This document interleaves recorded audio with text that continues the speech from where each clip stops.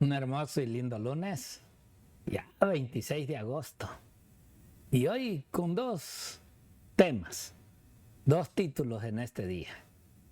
Un árbol maldito y un templo purificado.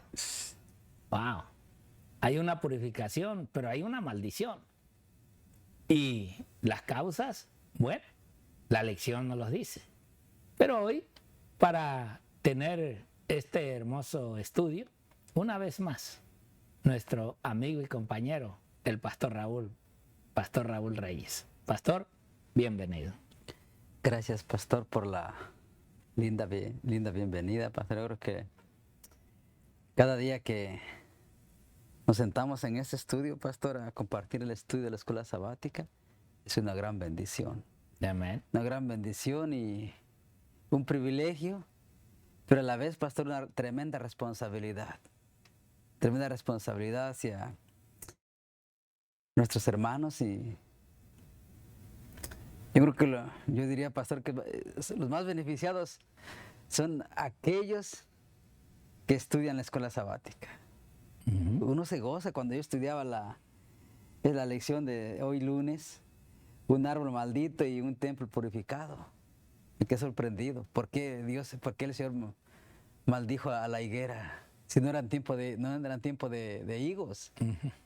Y uno se pregunta, Pastor, se pregunta uno muchas cosas y se queda uno ahí preguntando por qué el Señor la maldijo. Pero la escuela nos la explica bien clarito, la escuela sabática.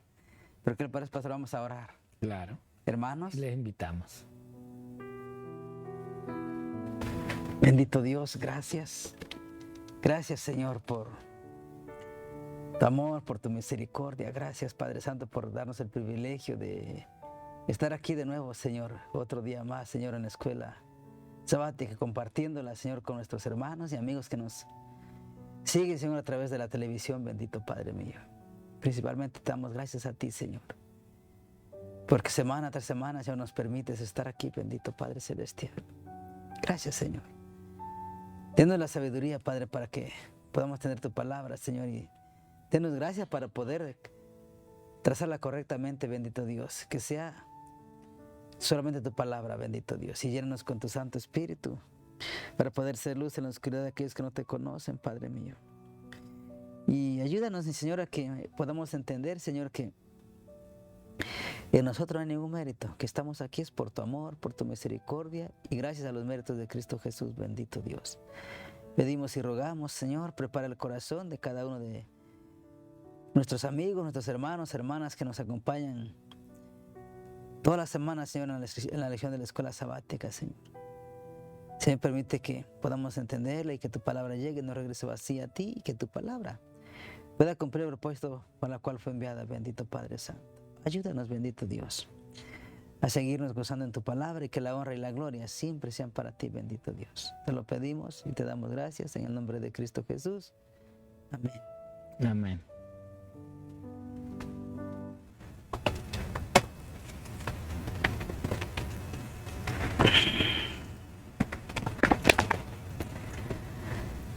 Bueno, pastor, interesante. Un árbol maldito y un templo purificado. Vamos, pero para eso vamos a nuestras Biblias. Marcos capítulo 11, versículo 12 al 26. Marcos 11, 12 al 26.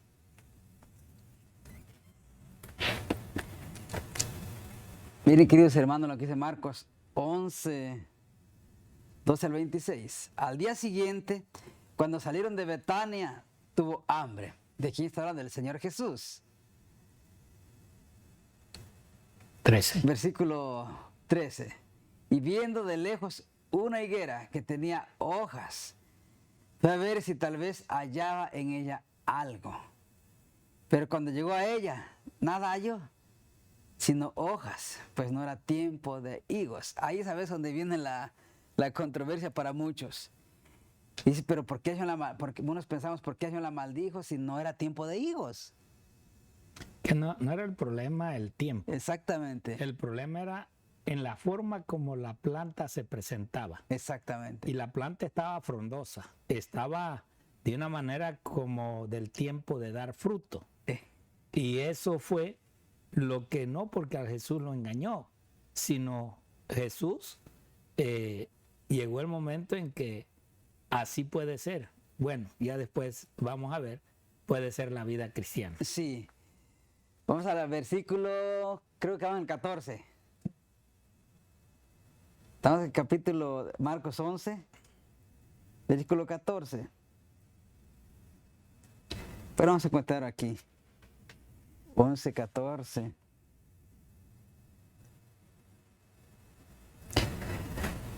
Entonces Jesús respondiendo dijo a la higuera: nunca más coma nadie fruto de ti por siempre.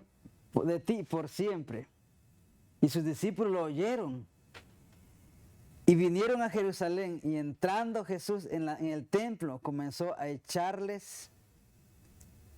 fuera a los que vendían y compraban en el templo y trastornando las mesas de los cambistas y las sillas de los que vendían palomas. Y no consentía que nadie atravesase el templo llevando vaso alguno.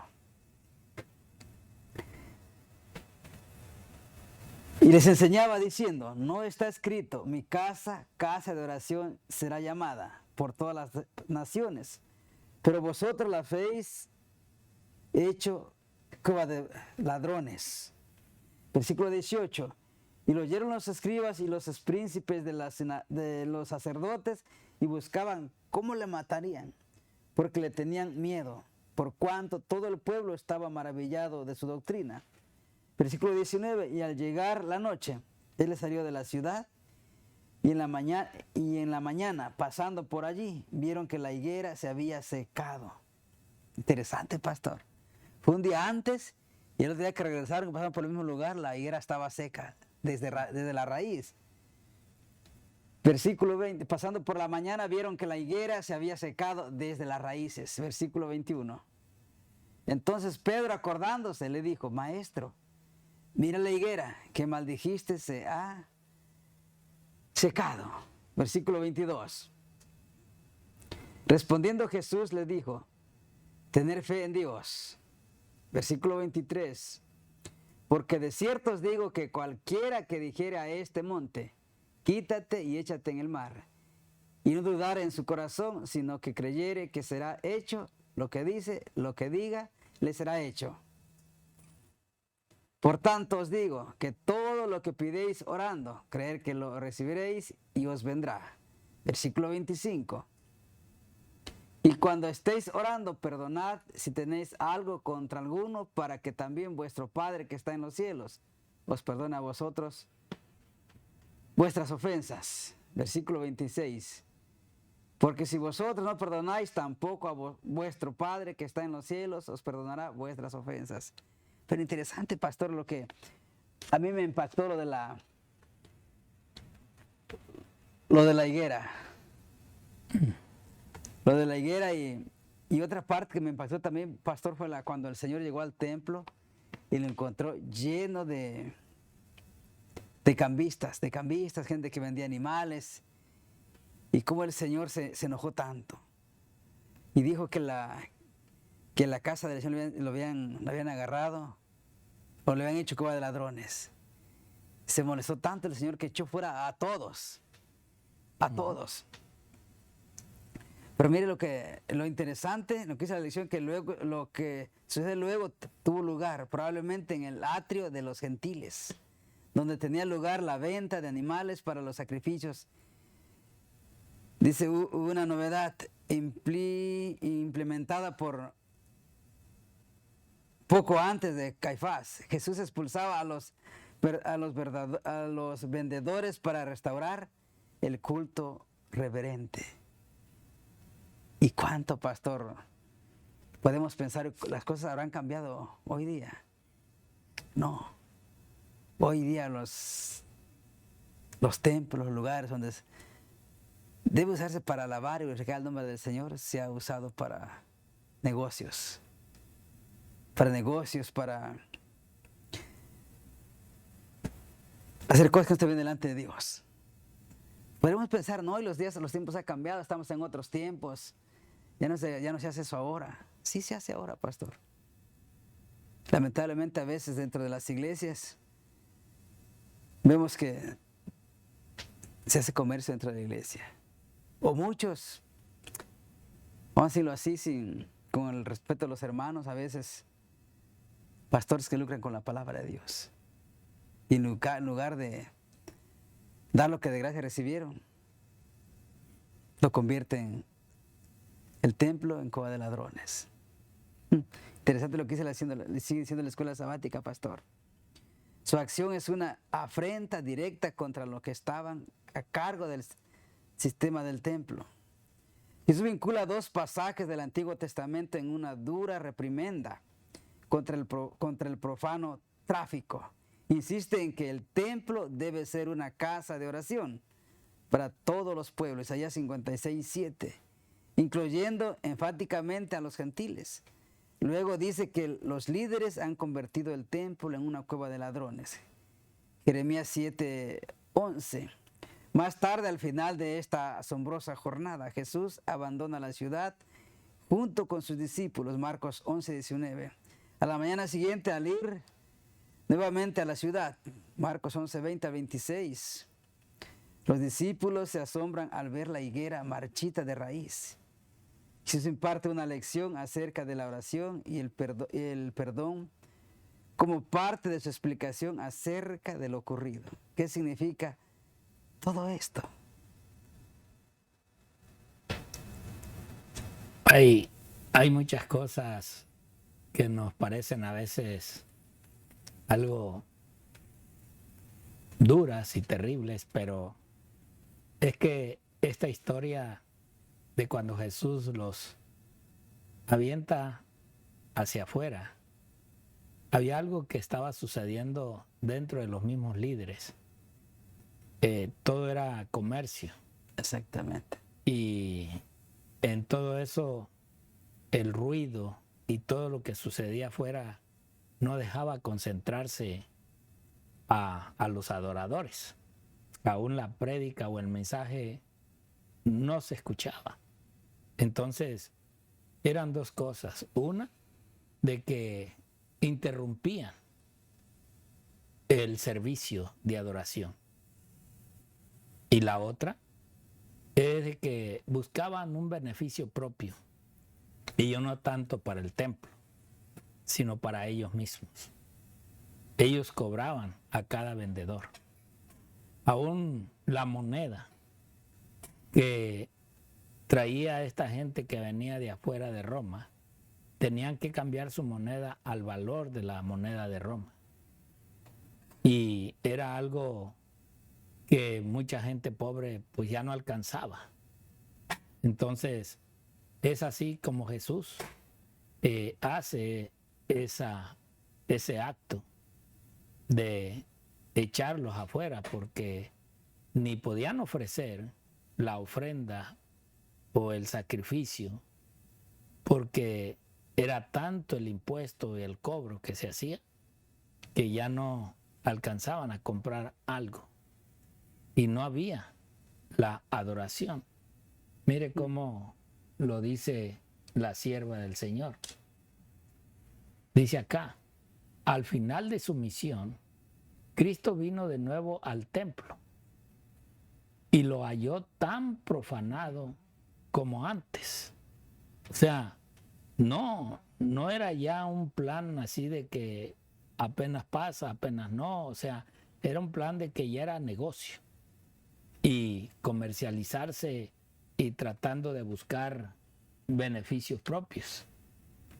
Los mismos dignatarios del templo se ocupaban en comprar y vender y en cambiar dinero.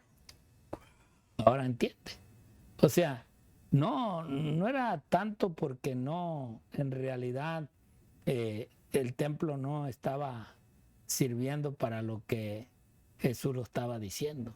Jesús sabía lo que realmente estos comerciantes y aún los encargados del templo estaban haciendo. O sea, estaban, en pocas palabras,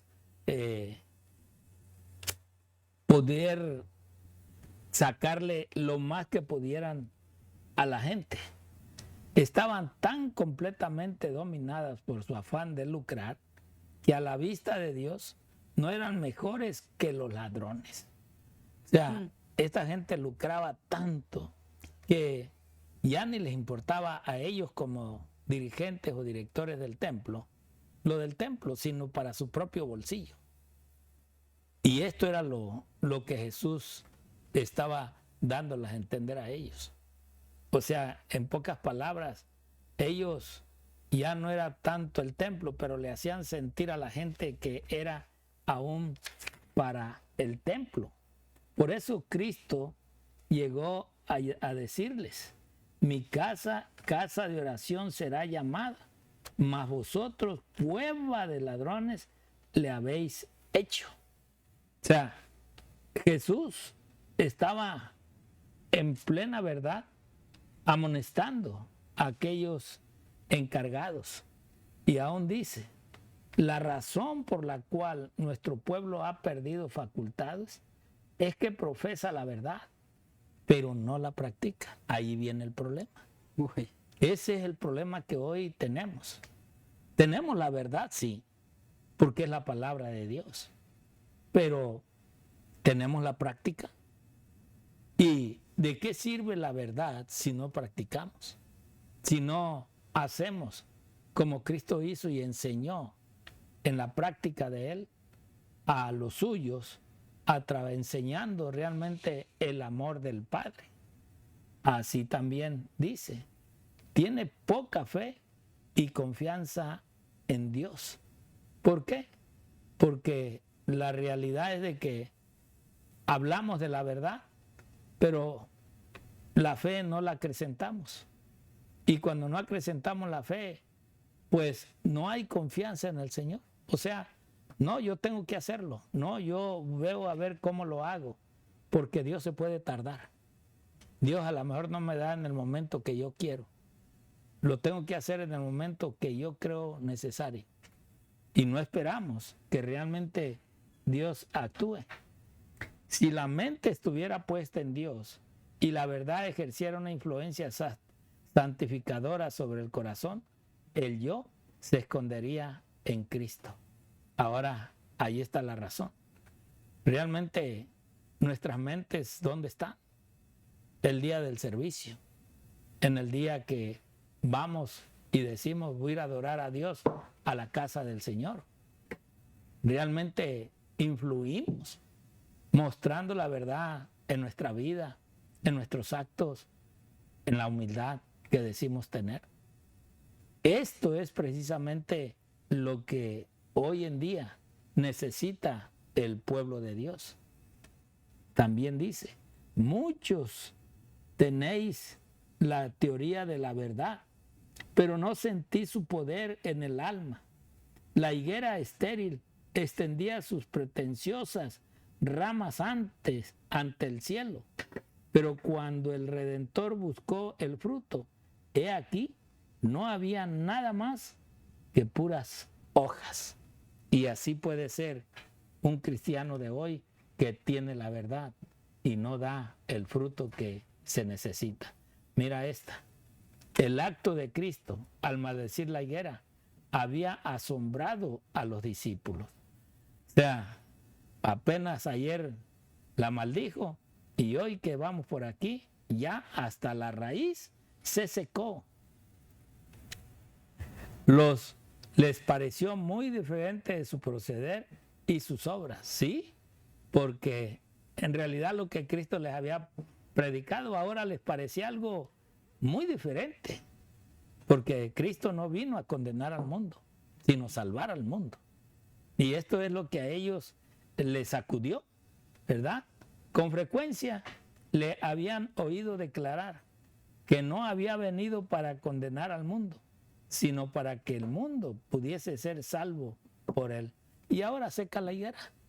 Ahora dicen: este hombre en realidad tiene poder hasta para secarnos a nosotros. Este hombre en realidad que este poder que tiene, y ahora, ¿qué puede pasar con nosotros? Si Él ya nos había dicho, pero ahora con la planta esta nos muestra algo diferente. Recordaban sus palabras. El Hijo del Hombre no ha venido para perder las almas de los hombres, sino para salvarlas. Eso realmente lo había ya declarado. Y sí es verdad. Lo que pasa es que muchos cristianos pueden florecer, mucho. Pueden verse que parece que sí tienen fruto, pero la verdad es que el fruto del amor no lo hay. Y un día pueden secarse como Cristo secó la higuera. Por eso necesitamos día con día, hermanos, no nomás hablar la verdad, sino practicar la verdad en la verdad que se nos da. Y esto es para todo aquel que tiene la verdad o que dice tener la verdad, que es la palabra del Señor. Vivir lo que se predica. Amén. Que Dios me le bendiga y el Señor me le guarde.